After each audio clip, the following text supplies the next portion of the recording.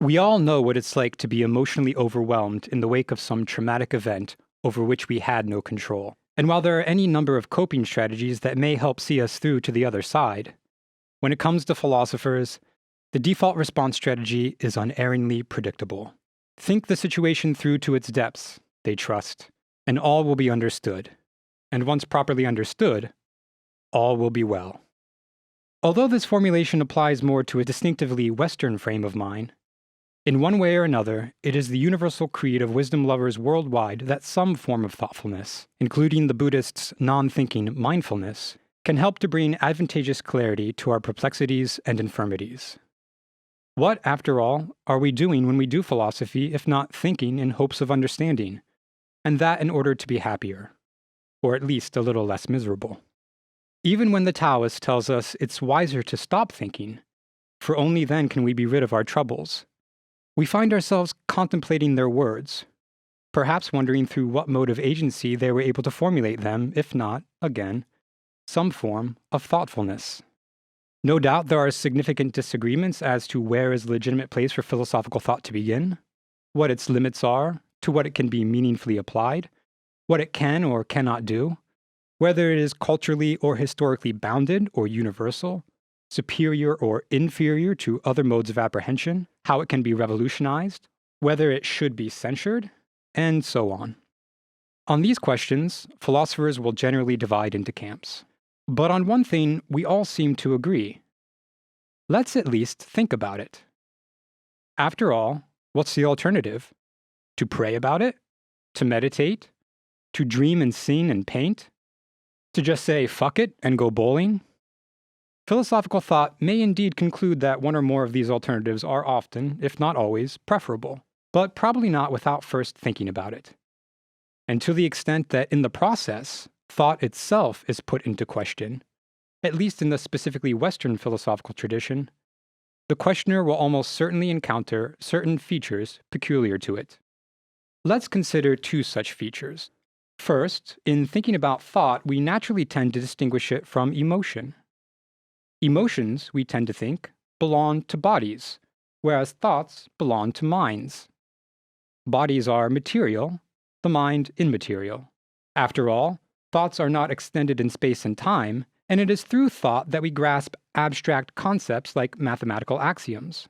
Emotions, on the other hand, have powerful visceral effects. They hit us in the gut and touch our heart. Secondly, and correspondingly, in thinking about thought, we very quickly discover that not all thoughts are created equal. We do not, for example, count the thoughts of a Lindsey Graham as being of equal value to those of an Albert Einstein. We distinguish in a word, or two words, between rational and irrational thoughts. Ordinarily speaking, we call a person rational who tries to think methodically about something without allowing their emotions or prejudices to get in the way. We call them irrational, on the other hand, when their thinking is in some sense inadequate, perhaps owing to their being overwhelmed by passion or blinded by circumstances, prejudices, delusions, or superstitions. The mind, writes American philosopher John Dewey, is sometimes baffled and arrested. Then it forms the matter of reverie, of dream, ideas floating, not anchored to any existence as its property. Emotions that are equally loose and floating cling to these ideas. The pleasure they afford is the reason why they are entertained and so allowed to occupy the scene. They are attached to existence only in a way that is felt to be only fanciful and unreal. Confusion leads to free-floating, irrational, or inadequate ideas, to which our emotions easily become attached owing to the pleasure or consolation they afford.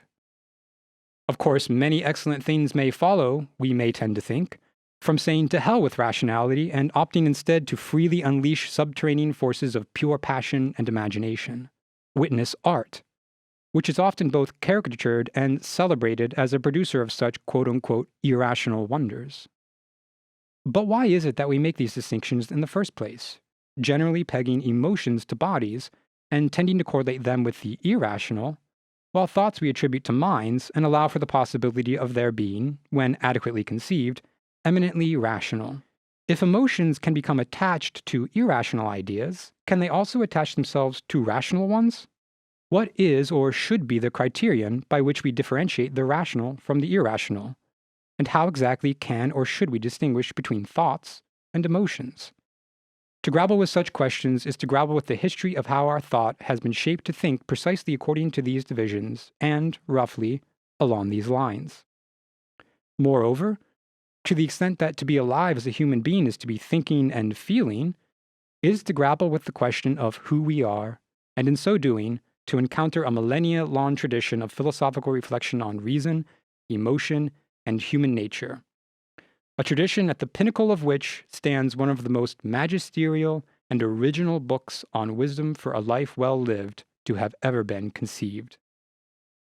This book, published in 1677 and simply titled Ethics, is one that suggests that while to the intellectually nervous, certain excellent things may appear to be the products of mystical, purely emotional, or faith-based forces, in the end, all things, insofar as they are excellent, are in fact the difficult accomplishment of serene reason reigning supreme.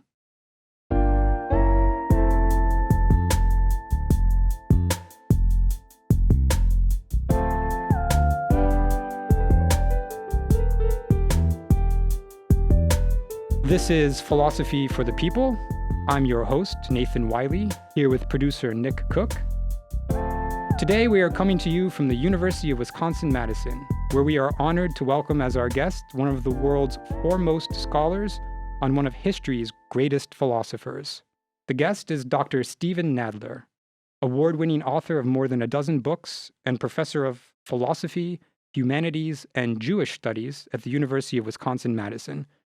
Dr. Nadler, thank you so much for being with us today. Well, thank you for having me. And the great philosopher we are here to discuss is Baruch Spinoza, one of the most radical and controversial thinkers of the early modern period. Spinoza was excommunicated from the Portuguese Jewish community of Amsterdam in which he was raised, censured and widely detested by religious authorities, never married, though he is regarded as having had a sweet and even-tempered personality, was socially gregarious, modest, cautious, and possessed of a confidence in the powers of human reason that shocked the world. A shock the reverberations of which we can still feel today. Dr. Nadler, I sit before you now with my Spinoza mug in one hand and your award-winning biography of the bombshell rationalist philosopher in the other. Shall we dive in? Yes, let's go. So, who was Baruch Spinoza, and what makes Spinozism a monument of what we call rationalist philosophy? So we're going to start with a small question then, right? We're diving right in, right? Yeah. So actually the question about who was Spinoza is an interesting one, because just trying to state clearly his identity is complicated. He was born in Amsterdam, and so as a part of the Dutch Republic, he was Dutch. But he was not Dutch because the Portuguese Jews who lived in Amsterdam were not at this time citizens, although they could buy citizenship. So born in Amsterdam, in Holland, the province of Holland in the Dutch Republic, but born into a family of Portuguese exiles who had been forcibly converted to Catholicism back in Portugal. His father and mother fled Portugal, ended up eventually in Amsterdam, where Spinoza was born. So born in Holland, of Portuguese background, parents were ostensibly Christians when they arrived in Holland, returned to Judaism, and Spinoza himself was raised in an openly Jewish community. By 1632, when he was born, the Jews of Amsterdam had been practicing openly in the city for several dozen years. And while the Dutch tolerated the Jews, there were certain more conservative elements of the Dutch who wanted to see these foreigners expelled. So that's Spinoza's identity. What is his importance? As you mentioned, he is, I think without question, the most radical and original thinker not just of the early modern period, but I think in the history of philosophy, given who he was and when he was writing, the kinds of things he was saying are just incredible. His stance on toleration, on religion, on politics, on the nature of God, on human happiness and freedom. These are really remarkable things for a 17th century thinker to be proposing. Excellent. Yes. And you write in your biography that what interested Spinoza was the nature of the human being and his place in the world. What is this creature who is the knower of both himself and the world of which he is a part? What can be concluded from the human being's relationship to the rest of nature about his freedom, his possibilities, and his happiness? What is the nature of his emotional responses to the world and of his actions within it? Traditionally, these are typical questions of interest to philosophers, and traditionally, at least in some of the philosophical schools of ancient Greece, the fullest import and really the stakes of how we answer these questions is ethical in nature, which is to say that what is centered in the philosophical system is the degree to which our answers to these kinds of questions can help to transform our lives for the better. And so, interestingly, Spinoza titles his magnum opus, a book that ranges over almost every field of philosophical interest, from metaphysics to politics. He ultimately gives it the title Ethics. What makes Spinoza's Ethics a work that deeply reflects a tradition of centering ethical concerns in philosophy? And how does it at the same time represent a radical departure with pretty much every tradition that influenced it? I'm not so sure I would say it represents a radical departure from every tradition. In fact, I think Spinoza sits at a crossroads of multiple traditions, not to deny his originality, but I think in many ways what Spinoza represents is both the logical culmination of various philosophical trends. For example, medieval Jewish rationalism. I think you can find Maimonidean and Gersonidean and other rationalist Jewish philosophies lurking in the ethics and also in his theological political treatise. And in fact, I don't think you can understand a lot of what Spinoza says without taking into account the Jewish philosophical context. Likewise, I don't think you can understand a lot of what he says without taking into account ancient Stoicism. Spinoza's library had several crucial works by thinkers like Epictetus and Seneca. And a lot of what he has to say about happiness and the emotions and freedom find their sources in ancient Stoic thought. So on the one hand, you have to think of Spinoza as at this really interesting crossroads in the 17th century of ancient and medieval philosophy and also modern philosophy. Descartes and Hobbes and contemporary Dutch Republican thought all had their influence on Spinoza. And yet Spinoza was really interested in those great, big questions that people turn to philosophy for: the meaning of life, the nature of happiness, what is goodness, what's the relationship between being good and being happy, what is freedom. And I always think it's a great shame that when Spinoza is taught to undergraduates, usually what they end up reading are just parts 1 and 2 of the Ethics. And Spinoza is situated in some sort of logical progression from Descartes to Leibniz to Locke, Berkeley, and Hume. And so they might become familiar with some aspects of Spinoza's metaphysics and his theory of ideas and his epistemology, but then it's time to move on to Leibniz or whoever's next in the itinerary, which means that the students are left wondering, why the hell is this book called Ethics? There's nothing ethical here. It's just metaphysics and epistemology. I think that's a great shame because you really miss the big project that is Spinoza's philosophical game, which is ethics, goodness, happiness, peace, toleration, political obligation, religious belief, faith, and reason. These are the themes of his philosophy. And if you don't read the Ethics cover to cover, and if you don't, in addition, supplement that with the reading of the theological political treatise, you don't know Spinoza. Especially because I think the two works are intimately connected. You can think of the Ethics as a kind of theological political treatise where Spinoza is undermining certain superstitious beliefs about God and about the human being that get in the way of the life of freedom. And then in the theological political treatise, he's taking on certain religious dogma, like the sanctity of the words of the Bible, or the possibility of miracles, or the way or the nature of religious belief. Put it all together and you have a very big project. And unfortunately, most students are only introduced to the metaphysical and epistemological foundations of that project. Yes, and Dr. Nadler, you just mentioned Spinoza's other great work, the Theological Political Treatise. Dr. Nadler, you've written a book on the Theological Political Treatise. You've also written an introductory text on Spinoza's ethics, in addition to the definitive biography on Spinoza. You also mentioned that often when the ethics is taught, that students are often only exposed to the first two parts of the ethics. The ethics has four parts. And, five parts. Sorry, yeah, 5 parts, yes. And so part 1 is concerning God. Part 2, of the nature and origin of the mind. Part 3, concerning the origin and nature of the emotions. Part 4, of human bondage, or the strength of the emotions.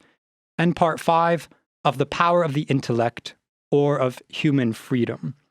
And shortly here, I want to get into some of the content of each part of the ethics. But before we do, let's talk a little bit more about the cultural and historical setting of Spinoza's ethics.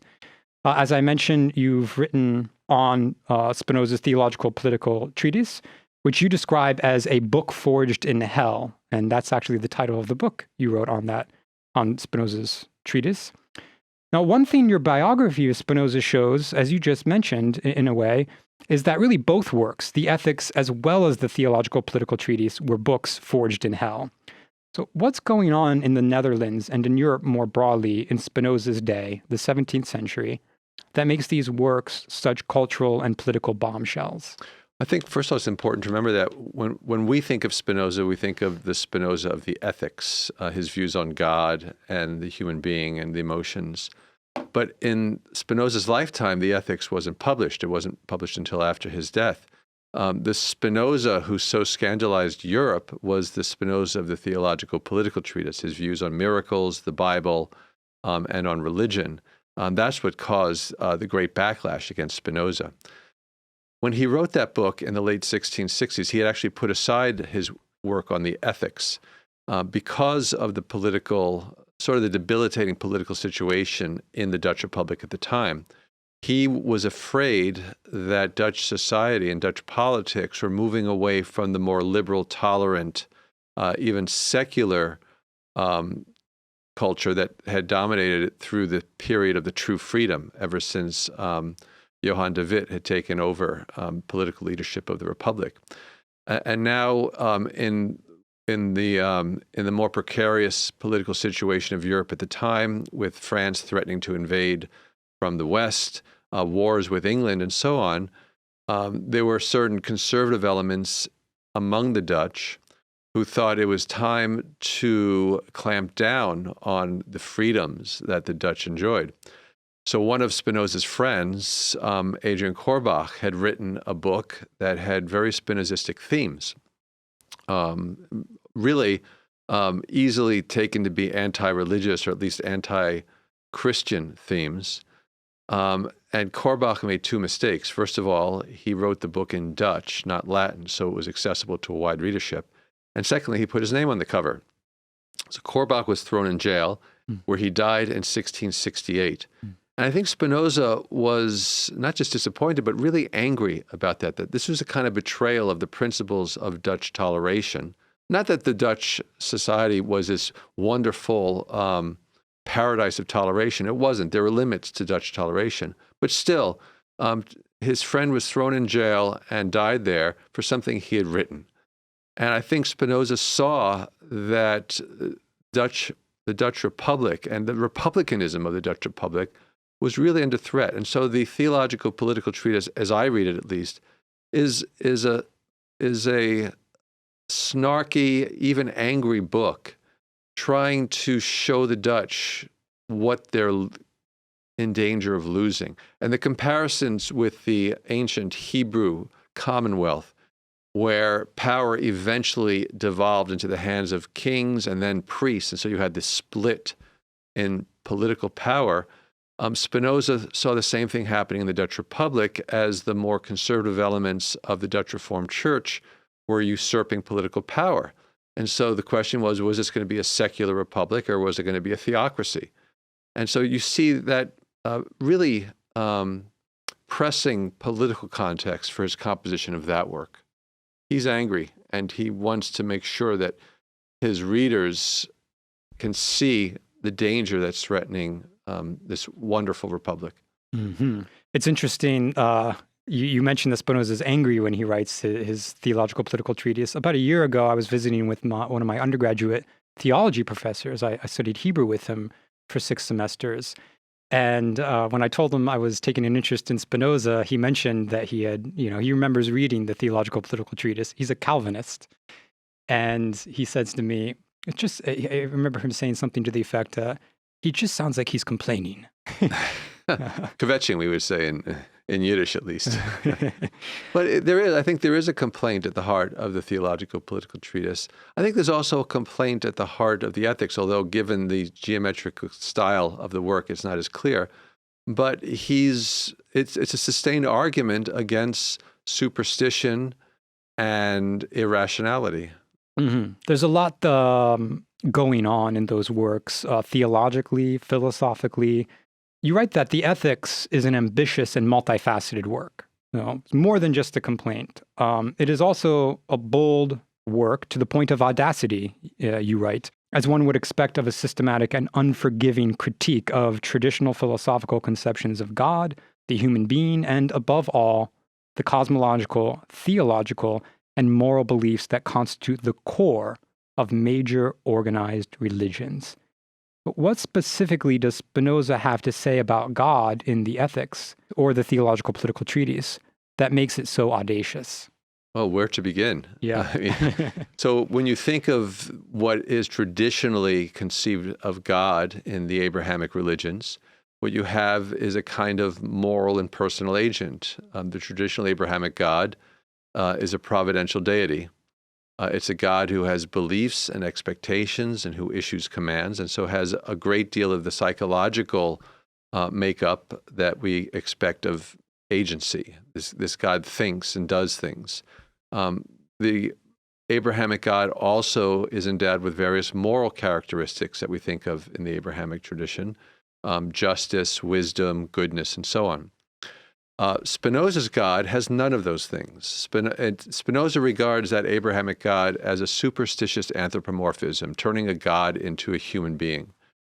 Spinoza's God, I should say, he uses the word God to refer to nature. And what he means by nature is just the entirety of what there is, or more precisely, the most fundamental being of things. Nature is not a person. It is a causal agent in the sense in which nature causes things to happen, but it's not an intentional or moral causal agent. It doesn't have volitions. Nature does not make plans. It certainly does not exercise providence. Nature is neither good nor bad, neither perfect nor imperfect. Nature just is. And whatever happens comes about in and through nature with this absolute necessity. There's no contingency in nature. He's quite clear about that. So there's no voluntariness on the part of nature. Nature doesn't do things for a purpose. It doesn't do things volitionally. So to call God nature or nature God, or to use Spinoza's phrase, God or nature, is basically to say nature is all there is. There's nothing outside of nature. There's certainly no supernatural being. There's no providential deity. What that means, as I read him, is that there is no God that you are to worship or regard with reverential awe or any kind of religious attitude. God or nature is to be understood through the intellect and through reason. And what he eventually ends up calling the intellectual love of God is just a deep understanding of nature. So essentially, he's gotten rid of pretty much everything that makes the Abrahamic God a providential being that is the foundation of worship and religious reverence. As an early modern thinker, he's partly working in a kind of epistemological vacuum because the world is undergoing some significant transitions, and the foundational beliefs that had held up the medieval world, which were theological in nature, are beginning to give way. And the age of enlightenment is being ushered in. And so to take down some of those superstitious beliefs about God, Spinoza is relentless in his use of reason. And in the first part of the Ethics, he lays out a logical path in 14 propositions to establish this. And you write about these 14 propositions about God, and this is what students of Spinoza take a very close look at when they study the Ethics. You write that these proofs are stunning in their economy and efficiency, and that they display a simple beauty peculiar to a well-crafted logical deduction. So what does Spinoza take to be the most compelling virtue of reason that makes it deserving of so central a role in his understanding of basically everything? Reason gives you truth. If you want to discover the truth about nature and the truth about the cosmos and the truth about ourselves, nature is going to be the tool you need to use. And the beliefs generated by nature are much more adequate and reliable than beliefs generated by the passions. Now, you did say something about an epistemological vacuum. I think that's sort of misleading. No philosopher ever works in an epistemological vacuum. It's always in not just a social and historical context, but a philosophical context. And a lot of Spinoza, I don't think Spinoza is that interested in epistemology in the way in which, say, Descartes was. Mm-hmm. For Descartes, it was important, as he says at least once in life, to engage in an epistemological project and try to see what can and cannot be known for certain. And so you have the exercise of the meditations where he goes through, he assumes the position of a skeptical doubter to see if there are any beliefs that can be discovered to be immune to doubt, and then use those beliefs to come up with criteria for justifying beliefs. I get the sense that Spinoza is not that interested in epistemology, but it doesn't mean he's working in an epistemological vacuum. I mean, he's working in an epistemological framework that he does essentially inherit from Descartes, but also from Thomas Hobbes. The vision of the mind as made up of ideas. Some of these ideas are obscure and confused, sensory ideas, imaginative ideas, emotions, or passions.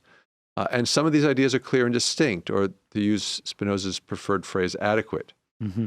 And to return to your question, the ideas of reason are adequate, which means they give us a deep understanding, not just of what things are, but why they are as they are, and why they had to be that way. And the upshot of that is that once you see the necessity of things, that will have an effect, a beneficial effect on your emotional life. As he says, you'll no longer get so passionately upset over the slings and arrows of outrageous fortune. That's not Spinoza, of course, that's Shakespeare. But you won't get so distraught over the loss of something you loved, or you won't get so overjoyed at the acquisition of something you valued, because you recognize that very often the coming and going of these things is not under your control. That's sort of the Stoic element. Mm-hmm. For Spinoza, reason provides you truth, but it also provides you happiness, well-being, peace of mind, and tranquility. And reading your biography on Spinoza, you can see that Spinoza certainly wasn't unfamiliar with intense passions. You can only imagine the kinds of passions he experienced and emotional turmoil he experienced, given some of the things that he went through in his life, especially at a young age as a young man in his early 20s. It's incredible the amount of ire that Spinoza's free thinking provoked.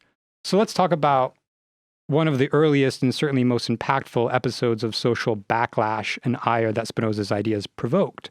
And it all started on July 27th, 1653, when Spinoza was still just a young man of 23. 1656.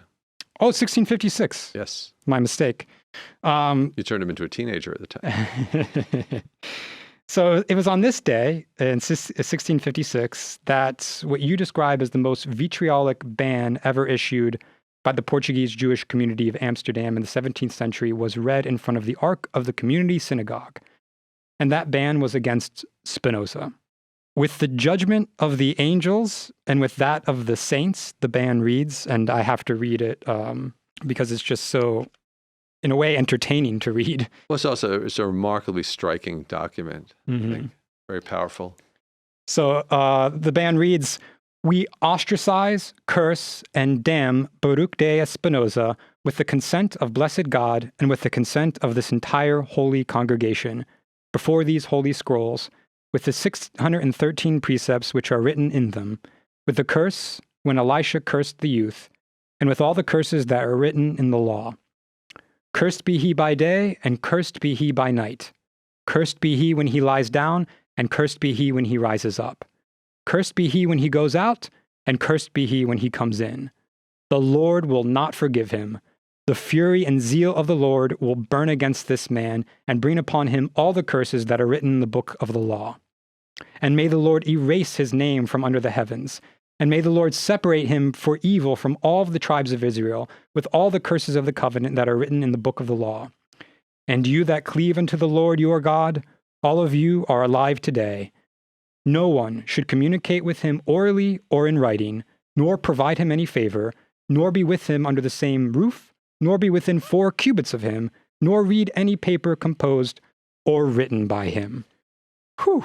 Now, we could get into the details of the unique and precarious social and political conditions that the Portuguese Jewish community was facing in 1656 Amsterdam, which may help us to sympathize to some extent with their decision to so strongly condemn Spinoza's freethinking. But what I'd like to consider instead is how such a harsh expulsion from the community of his childhood and youth must have felt for the young Spinoza, especially considering the many other compounded personal challenges he had been facing. The loss of his biological as well as his stepmother, the death of his sister in 1651. I'm concerned about my dates now. That would be his brother. His brother. Anyway, when he was 19 years old, I think I have the age right, and the death of his father at the age of 21. So talk about emotionally overwhelming. Here we have precisely the kind of life circumstances that may lead a person down a path of bitterness, cynicism, and resentment towards the world. And yet that was not the destiny of Spinoza. To the contrary, he was reputed among those who knew him best as being anything but a bitter or resentful soul.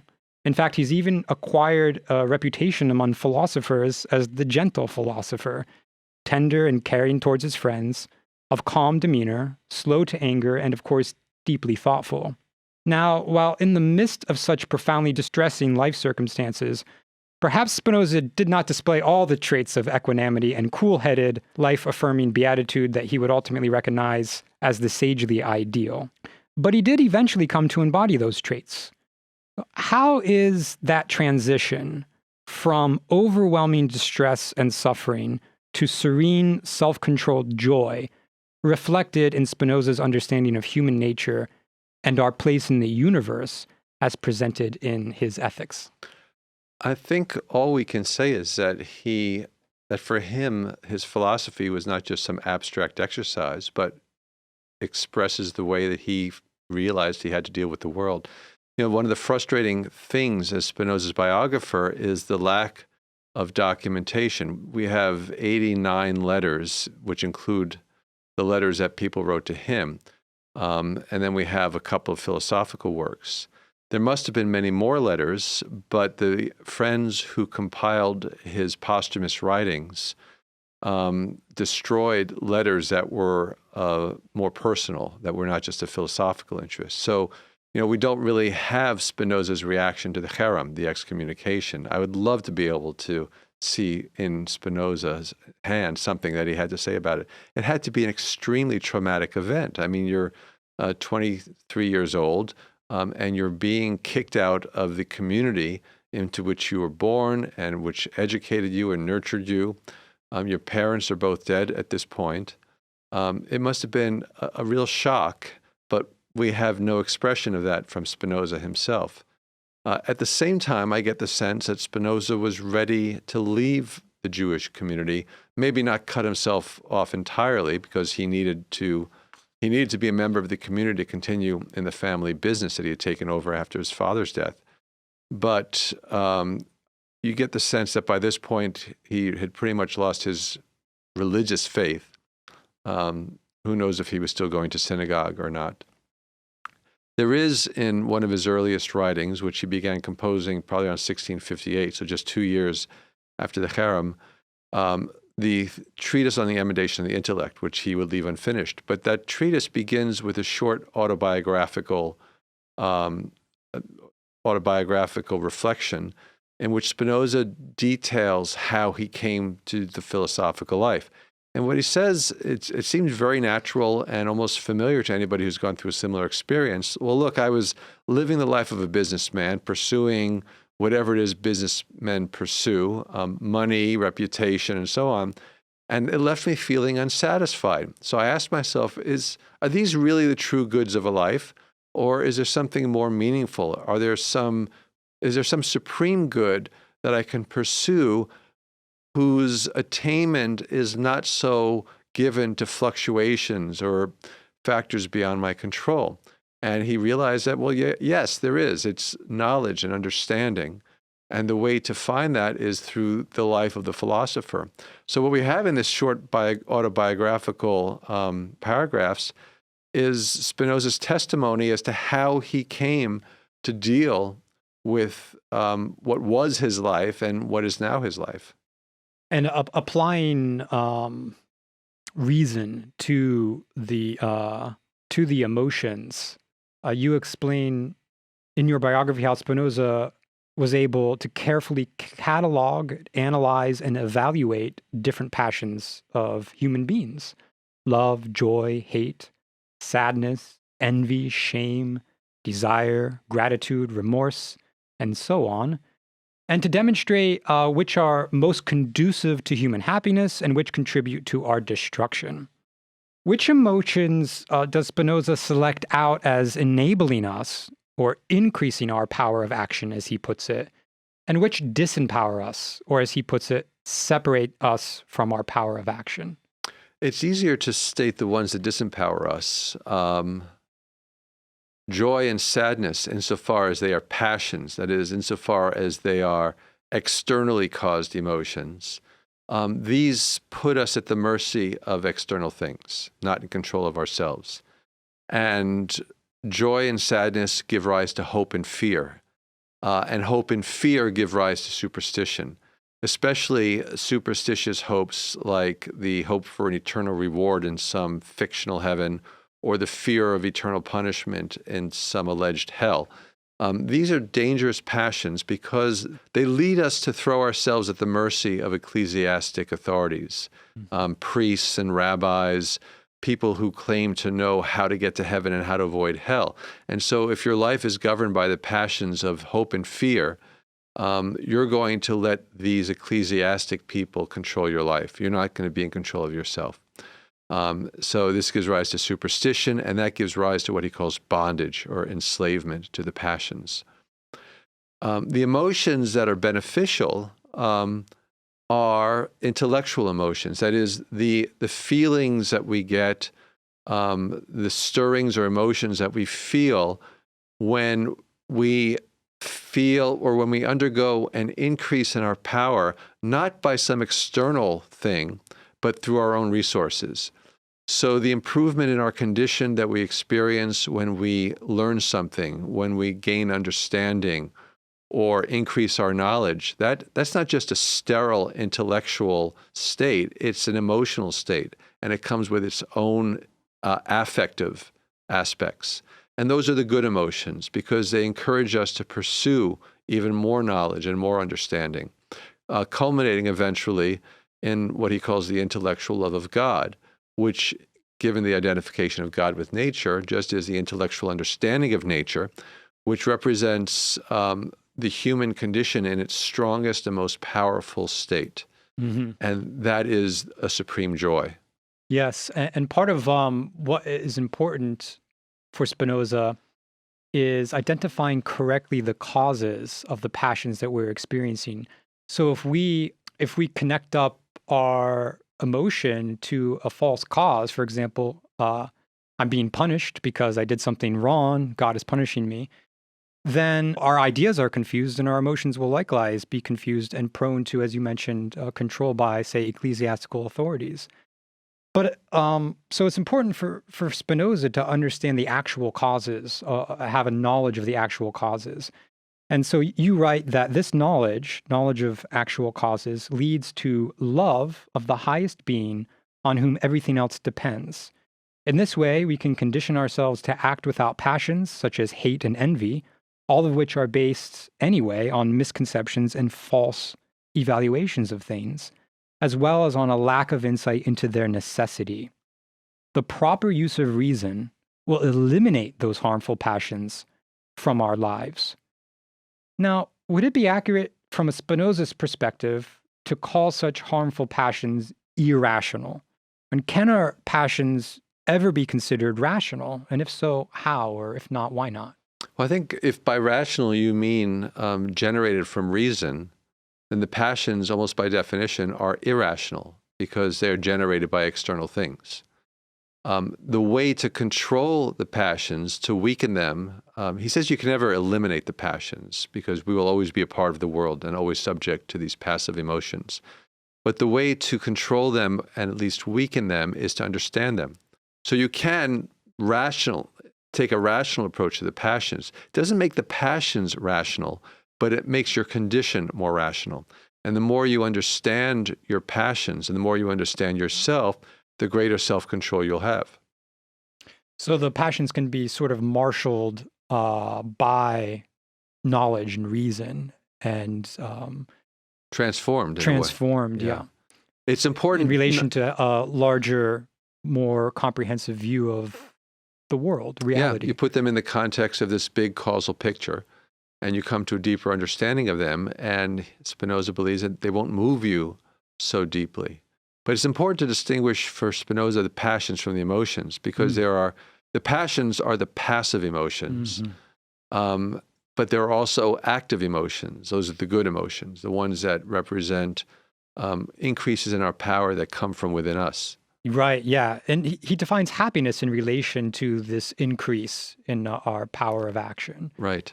And sadness is the opposite of that. Right. It's what separates us from our power of action, like hatred and envy, those negative, harmful passions that leave us. I don't know if the quote, he says something about, he has a beautiful quote about being, when you're lost in your passions, you're tossed about like a ship on the sea.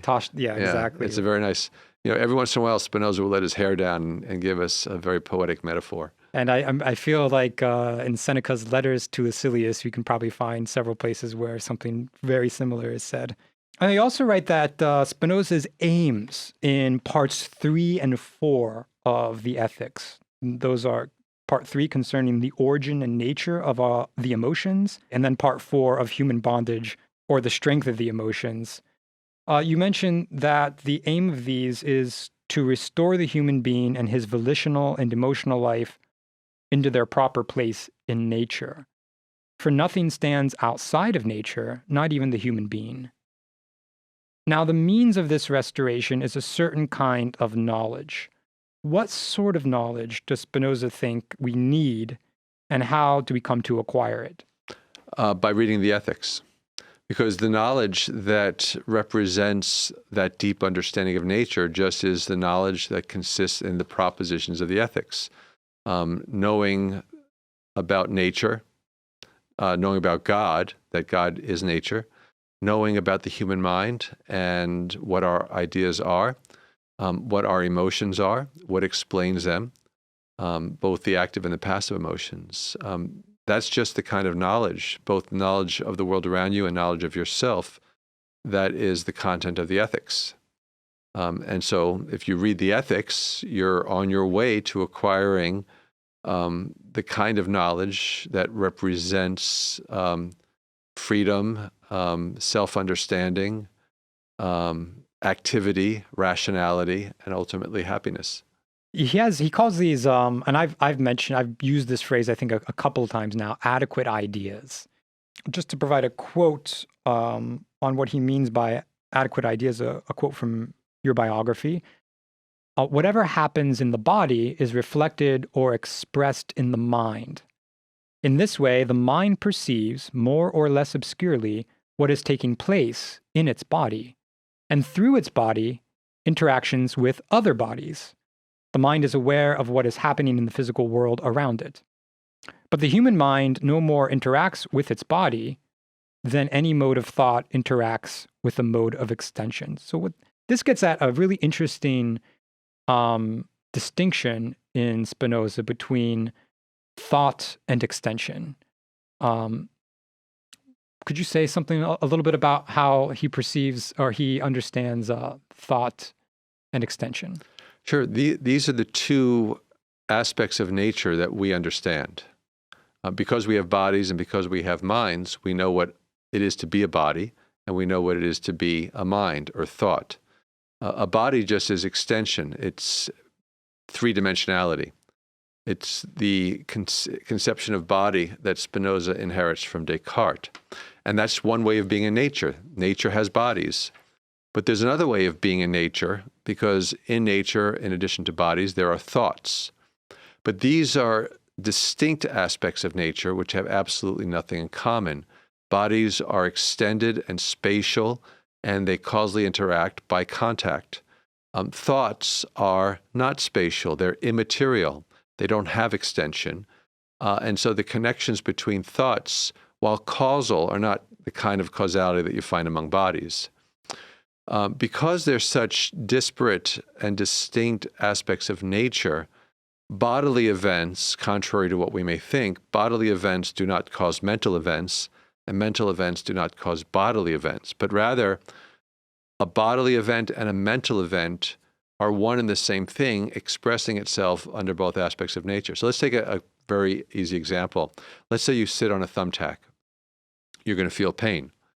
The ordinary way of thinking of that is the physical event, the sitting on the thumbtack and the entry of the point of the tack into the fibers of the body, causes the mental state of pain.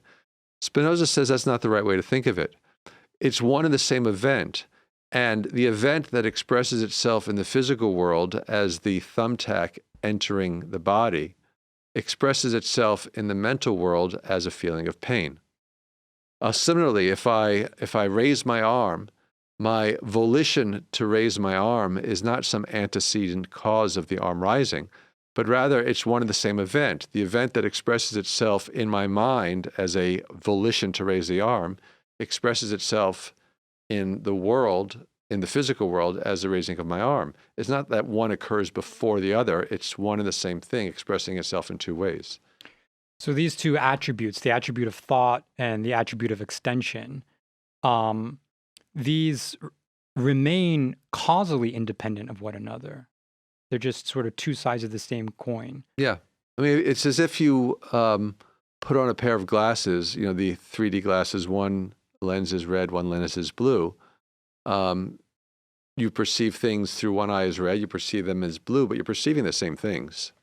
Given the causal independence of the mind with the body would be another way of putting it, what would Spinoza think of what today we call psychosomatic symptoms? The idea that real physical symptoms might arise causally or are influenced by mind and emotions. Would Spinoza recognize those kinds of influences? Sure. He might not call them influences, though. It's just that various mental events, every mental event is correlated with the physical event. So let's say I'm a hypochondriac, and I have this feeling of pain, but there's nothing going on in my foot. So am I making it up? Well, no. There must be something happening in my body to correlate with the feeling of pain. It's just not happening in my foot. Maybe it's happening in my brain or somewhere else in my nervous system. So this universal and exceptionless correlation between mental events and physical events is preserved. It's not a causal relationship. Just because, and to take a very common example, I'm thinking of a unicorn. It doesn't follow there's a unicorn in the world. What follows is that there's a state of my body which correlates to my thought of a unicorn, and in this case, it would be a state of my brain. Some chemical or neurological process occurring in the brain would be the physical or extended correlate of my thought of a unicorn. And getting back to the idea of adequate versus inadequate ideas, it's very important for our happiness that we're able to form adequate ideas of states that are taking place in our bodies. And so some of these ideas, sensory images, qualitative feelings like pains or pleasures, unicorns, figments of the imagination, perceptual data, these are imprecise qualitative phenomena, and they are the expressions of states of the body as it is affected by other bodies surrounding it in a kind of causal nexus. Well, such ideas do not convey adequate knowledge and true knowledge of the world, but only relative, partial, and subjective picture of how things presently seem to be to the perceiver. Adequate ideas, on the other hand, you write, are formed in a rational and orderly manner and are necessarily true and revelatory of the essences of things. Reason, which is the second kind of knowledge after random experience, so we have different kinds of knowledge, different levels of knowledge in Spinoza. We have the random experiences, which tend to have corresponding ideas that are inadequate, but then reason represents a second kind of knowledge and is the apprehension of the essence of a thing through a discursive, inferential procedure. What do those procedures look like for Spinoza? It looks like the ethics, because what you have in the ethics is this discursive series of propositions. You start with definitions and axioms, or at least the ethics does. And from there, you derive propositions, and propositions lead to other propositions. That's reason. I think the content of the ethics is a presentation of a rational understanding, a metaphysical understanding, epistemological understanding, and ethical propositions. Excellent. Yes. You also write that Spinoza's conception of adequate knowledge reveals an unrivaled optimism in the cognitive powers of the human being. He also has no scruples claiming, you continue, that we can, at least in principle, know God perfectly and adequately, God again being synonymous with nature. No other philosopher in history has been willing to make this claim, you write, but then again, no other philosophy identified God with nature. Why does Spinoza engage in such a detailed analysis of the composition of the human being? Because that's the most important thing for us to know. It's to know ourselves. It goes right back to to the ancient Greeks. Throughout the Greek tragedies and Greek philosophical writings, and even the Oracle of Delphi, the inscription over the Oracle of Delphi said, "Know yourself," and it's an old Socratic project. The Spinoza's optimism here, it's not unlimited. I think he certainly does recognize that even though nature is in principle transparent to reason, we are only finite beings. And because nature is infinite, we cannot know the whole of nature. We cannot know the infinite series of finite causes, but we can know the most general principles of nature, what Spinoza scholars call the finite series of infinite causes. And that's the important thing, to situate whatever happens, whether it's happening in your body or happening in the world around you. We have the capacity to situate that in a causal nexus, which reveals its necessity. And that causal nexus goes right up to nature's most universal principles. That is the nature of extension, the nature of thought, the laws of bodies, the laws of thinking, and all the essences of things that follow from those. Is there a way for people to attempt to gain adequate ideas of states of their body that even if they don't read the ethics, or is the ethics absolutely indispensable for this project? No, Socrates didn't read the ethics, couldn't have read the ethics, but he probably had as good a grasp as anybody of the true natures of things, or perhaps, who knows. No, I mean, the ethics makes it, but it's sort of paradoxical, as difficult and opaque a book as the ethics is. It makes it easier for us to gain that knowledge because he presents it all quite clearly. With Stoic sculpture, one commentator, Will Durant, says about the Stoic sculpture? Yeah, the way the ethics is crafted. Yeah, that's a nice way to put it. But, Spinoza didn't have an ethics to read, and he figured it out. And so can we. So far, we've discussed Spinoza's metaphysics, his views on God and nature. his what's sometimes called mind-body parallelism. We've talked about theories of human emotion. We haven't talked yet about the intellectual love of God. We have, but not directly. Could you say something about what the intellectual love of God is in Spinoza? Yeah, it looks like at the end of the Ethics, well, Spinoza starts reverting to what seems to be traditional religious language, blessedness, salvation, and the love of God. And it looks like he's going soft on us at the end. One scholar has suggested that Spinoza realized that he didn't have much longer to live and decided to pay attention to the state of his soul. But his name means blessed, doesn't it? Baruch, Yeah. Benedictus. I think that's total bullshit. I think Spinoza is using this religious language very deliberately, but just as he uses the word God, but gives it a Spinozistic twist, so he uses blessedness, salvation, and the love of God in a very idiosyncratic way. Well, not that idiosyncratic, because the intellectual love of God harkens back to Maimonides, for whom there was an intellectual love of God. He doesn't use that phrase, but where the love of God is a deep understanding of the cosmos. Blessedness just is the self-satisfaction or the adequate knowledge of oneself and the joy that comes with that. And so part of the reason why he perhaps maybe has to cloak his ideas in this religious language has to do with, as you mentioned at the start of our conversation, the political situation that Spinoza was living through. Yeah, So- I don't think so. No? I don't think he's cloaking anything. I think he's using the religious language not to save his ass, but to appeal or draw his readers in, because they're looking for, in reading his philosophy, they want to know what's the truth about God, what is happiness, what is blessedness, what is salvation. And in a way, Spinoza is saying, okay, you want to know what God is? Here's what God is. You want to know about salvation? I'll tell you about salvation. Here's what it is. So it's a way of drawing his readers in.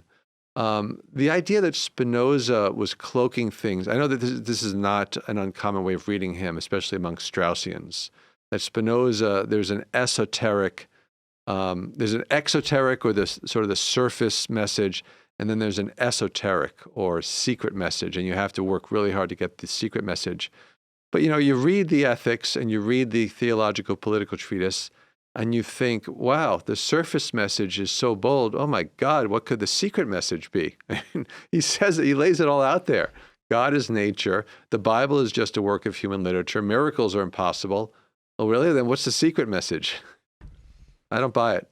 It's not the secret message so much as really the kernel of truth that is sort of maybe surrounded by superstitions of the institutionalized religions. It may, yeah. I mean, it may be that the only place where he's taking it easy or not saying everything he could say is when he discusses Christianity, because he doesn't want to thoroughly alienate the liberal Christian audience, the liberal theologians who might be receptive readers of the work. Mm-hmm. So, and he also writes for his friends too. Yes, which is something I really like about Spinoza, that he's, he's not, a lot of his great works are, I think he's writing with his friends. You mentioned he's writing with his friends in mind and with some of them. Yeah, and the manuscript of the Ethics circulated among his friends. And some of them were Christians. Yes, rather unorthodox Christians. They were Quakers, Mennonites, collegians, and some of them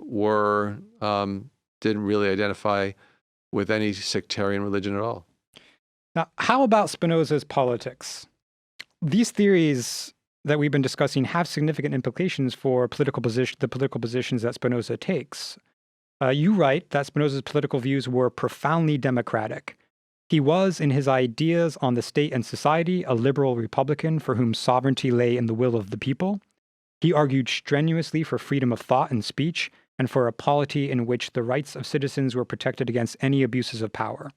How does Spinoza's understanding of God and human nature translate into his political theory? Well, if there is no providential supernatural deity, then first of all, religious authorities have no special right to govern the state. They don't have any special insight or special divination powers that will allow them. They should keep to themselves. And so, first of all, you'll have a secular state.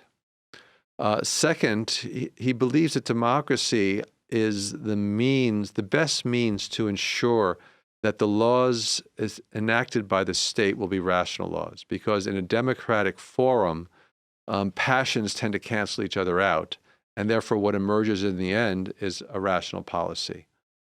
At the same time, I think Spinoza was under no illusions about the fickleness and danger of the crowd, the masses. He's seen, in 1672, he saw the masses turn against the political leadership of the Dutch Republic. And I think he realized that the masses were governed by irrational passions. He says if all individuals, if all people were truly rational, we wouldn't need a state. But we're not. And the state is there, not just to govern our passions, but to help us move closer towards lives of reason. Yes, I do remember reading that you write that Spinoza saw, as a lot of political philosophers see with democracy, the possibility of leaving it open to demagoguery. Right. But he was confident enough in reason that he thought that was, although possible, not so likely. Is that correct? So you're saying he was pessimistically optimistic? Well, he was realistically optimistic, maybe. Okay, yeah, I could live with that. All right, so we're running out of time here. So what better way to conclude than with the way that Spinoza concludes his ethics? He writes, "If the road I have pointed out as leading to this goal seems very difficult, yet it can be found. Indeed, what is so rarely discovered is bound to be hard. For if salvation were ready to hand and could be discovered without great toil, how could it be that it is almost universally neglected? All things excellent are as difficult as they are rare." Well, why does Spinoza conclude his ethics with an admission that the path to what he calls salvation here is difficult and those who travel it successfully rare? Is it because human nature and culture are steeped in superstitious irrationalities? And how would Spinoza like to see his readers practicing the cultivation of reason in pursuit of all things excellent? It is certainly difficult because we are passionate beings, and we cannot, as he says, we cannot not be a part of the world, cannot not be a part of nature. And so in the midst of this project to live rational lives, we're constantly being bombarded by external temptations and the passions that they generate. That's what makes it hard. If we could somehow wall ourselves off from the external world, it would be a lot easier, but we can't. But the project is worthwhile. In fact, it's essential because we cannot not strive for happiness. And Spinoza thinks he's found the path to happiness and well-being. And in an act of great philosophical generosity, has gone to the trouble of laying it out for us. Mm-hmm. So the more we think about it and the clearer our thoughts are, the easier it will be to sort of tether those passions to accurate knowledge about the way things are. And the more we're able to do that, the better off we are. Yeah. The closer exactly. we arrive toward a state of blessedness. Yep, that's right. Excellent. Thank you so much, Dr. Nadler, for being with us today. Thank you. It's been a pleasure. If you enjoyed this discussion and would like to engage the topic in more depth, be sure to sign up for our free weekend seminar starting Saturday, September 5th. The seminar will be held online over a period of 14 weeks and is open to anyone. Just email philosophyforthepeople@gmail.com and you will be automatically registered to receive updates and weekly invitations to our online classroom. Again, that's starting September 5th.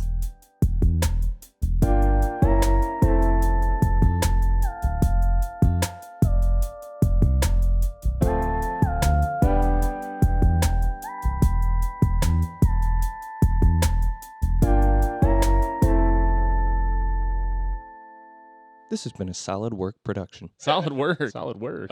Solid work. Hey, solid work.